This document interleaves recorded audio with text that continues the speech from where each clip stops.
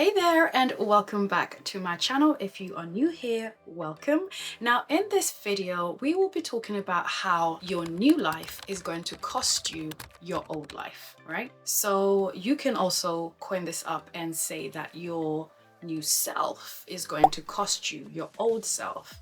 Now, initially this sounds a little bit intimidating, and truthfully, it is to an extent, but it only becomes intimidating when you do not fully understand the concept of the cost, right? The sacrifice, what you will have to do in order to become the newer, better, and improved version of yourself. But in some cases, and this is another video that I will do for you, you just want to become the most authentic version of yourself. So it's not about improvement, it's not about being better. Sometimes it's about stripping back, but that's another video. So if you're interested in that, let me know in the comments below. So we'll get straight onto how you can get from your old life or your old self to your new life or your new self. And how does that look? So the first thing you really want to look at is, what is my dream life? What is my ideal life? If a dream life doesn't quite sell it to you, what is my ideal life? And in this case, I know majority of my audience are women, then I would ask myself, how do I want to perceive myself in the next few months, in the next few years? How do I want to be perceived? Because once you've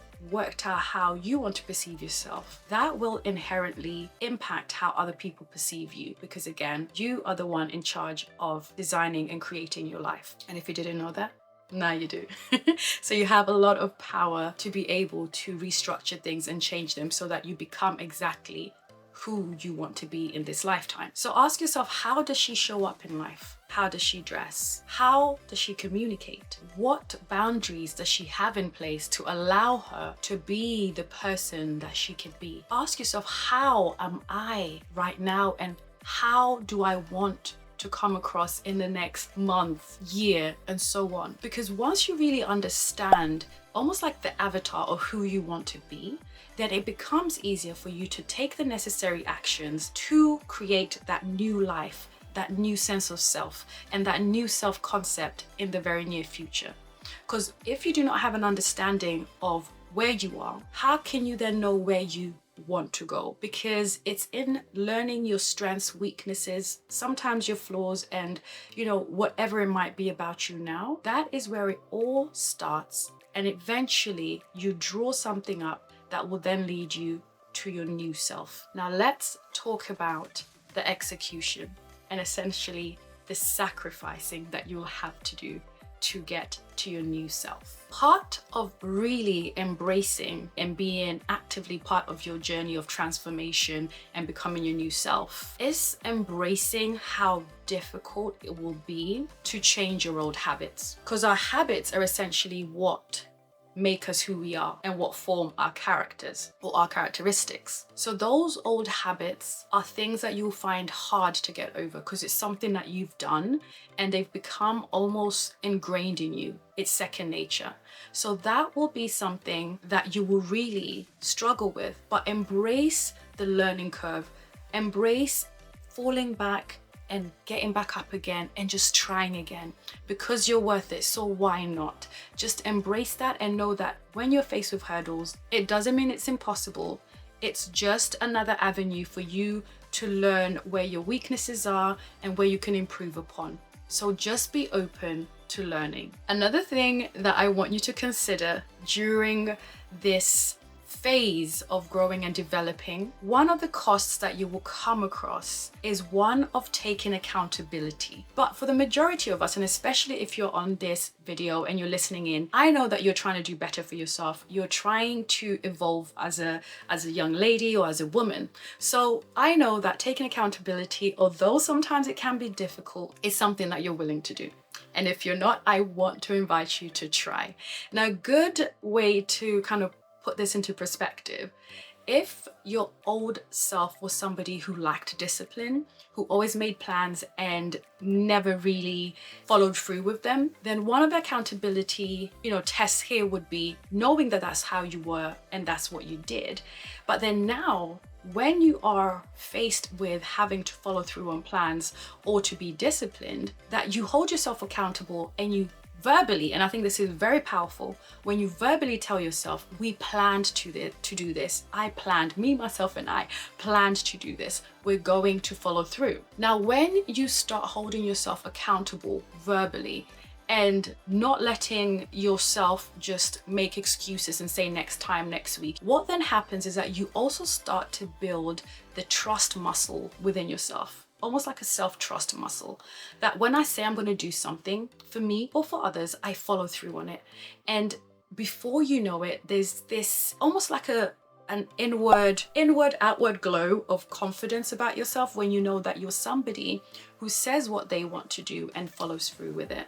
So I want you to also embrace taking accountability in order for you to move from your old self to your new self. It's not the sexiest of things to do, but I promise you it's rewarding. One of the other things that it's going to cost you is you are going to have to get curious. So depending on what you're trying to attain, you have to start asking questions, regardless of how small or stupid they may sound. Say, for example, you are starting a new job, and you know that your old self was somebody who would be very shy, would never ask any questions, would just, be in a corner, almost like a flower on a wall, and not really ask any questions because you don't want to seem stupid. What you would do in this instance, it is essentially be curious about what you're doing, about the role that you're in.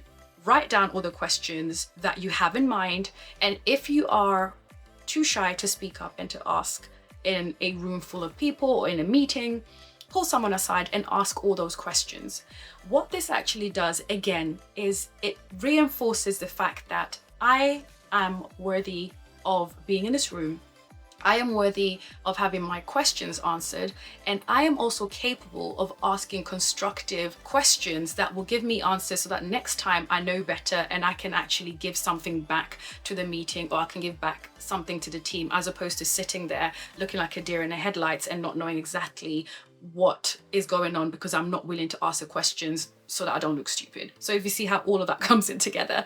So regardless of what you're trying to achieve, ask the questions, be willing to even answer when you're asked questions about why you're doing what you're doing. Why do you want to go from your old self to your new self? If you are, in this scenario again, if you are moving from one job to another, why are you moving? Have something within yourself that it's like, I've got a conviction that if I move and if I do this, I'm gonna, I want to stretch opportunity. I want to be able to do something that will allow me to cultivate a side of myself that I've yet to discover. But I know that by doing this, I will build my confidence. I will build my repertoire within the firm. I will be able to get to heights that I may have never even perceived that I could.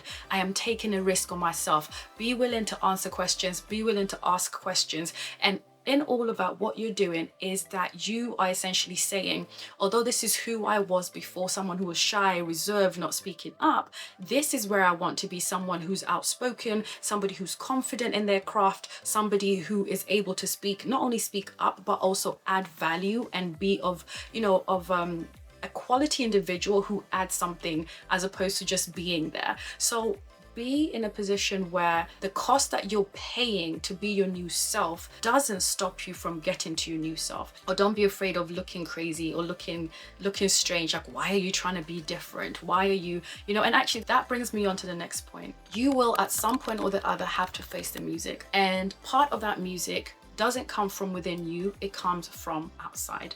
People may ask you, well, but you've always lived this way. Why are you now trying to act brand new? Why are you trying to change lanes? Why are you trying to be something that you're not?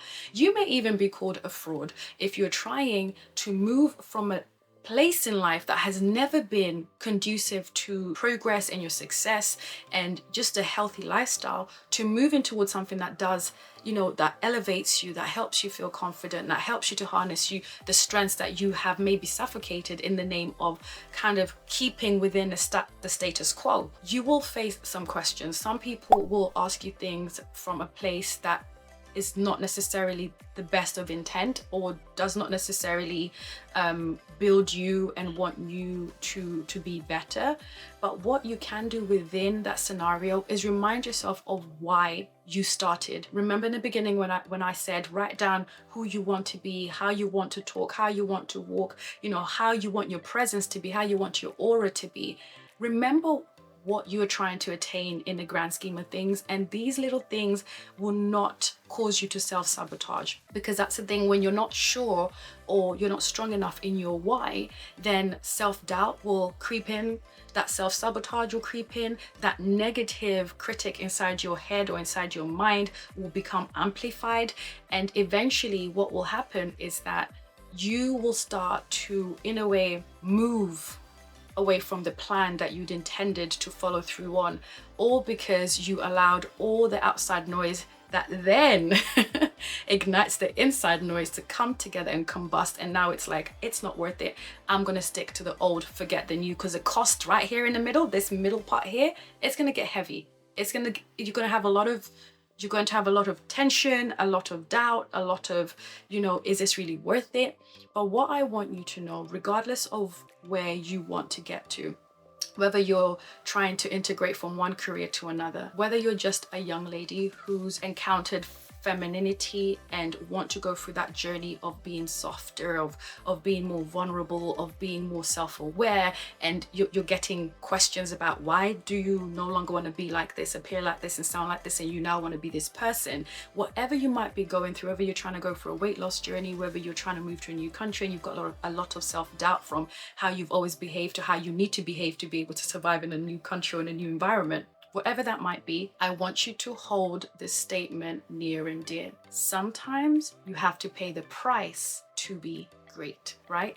And also, if I'm not wrong, there's a verse in the Bible that says, to whom much is given, much is expected, right? And I'll try and put that verse somewhere up here, because what that is essentially saying is what you feel within yourself, that innate feeling to want to do better, and to be better, and to push through. There is a reason why that's in you. That's because you have the capability to become that and to do what your heart desires. Now, the part that becomes a hindrance is the false self-concept that you had of yourself previously. That can hold you captive until you face the music, pay the cost to be the boss. And not just the boss because you want to run your own company, but you now become the boss of your own life, the CEO of your own life. You are in a position where you are essentially crafting and creating the life of your dreams. So I don't want you to take that lightly. If anything, I want you to know that the life you have right now has served you so far. But the life that you will have once you pay the cost will be the best return on investment you can ever make in this lifetime. And I'm a huge believer in investing in yourself first, mentally, spiritually, emotionally, physically, so that you're in a position to pour out to other people in a way that you can never do when you're running on empty. So as we said at the start of this video, your new life will cost you your old life. And that cost may vary, but remember, it will be worth it when you look back and you know that not only did you take a chance on yourself, you gave yourself the best that you could, regardless of how it turns out. So I hope that you enjoyed this video, and if you did, don't forget to like, share, and subscribe. And of course, leave me a comment below of how you've managed to pay the cost to have the life that you have right now. What did you do? Let's share, let's build a community here. And if you've enjoyed this, do not forget, I've got other videos that are similar to this that you can also indulge on. Bye-bye.